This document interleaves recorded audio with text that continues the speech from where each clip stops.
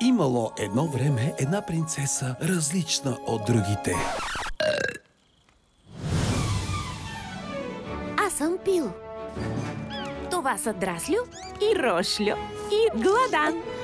Това е градът ни, Мъглевръх.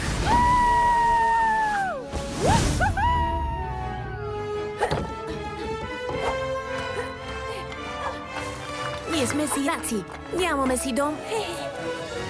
Така че трябва да се оправяме сами. Ето те, ще те хванат.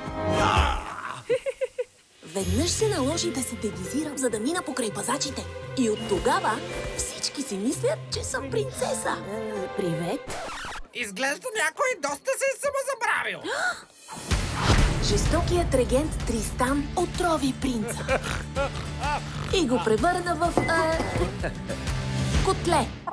Полукотка, полупиле. О, какъв е този звяр? Трябваше да съм смела. Много смела.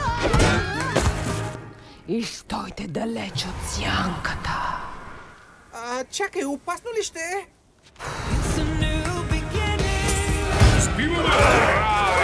Не нараняваме малки котенца.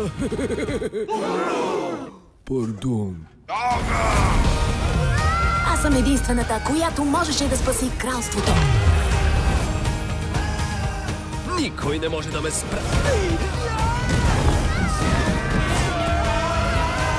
Доблестта се крие в сърцето. Пил, смелата принцеса. Тук сме в безопасност. Може би не. В киното 4 юли. Разпространява Александра Филмс.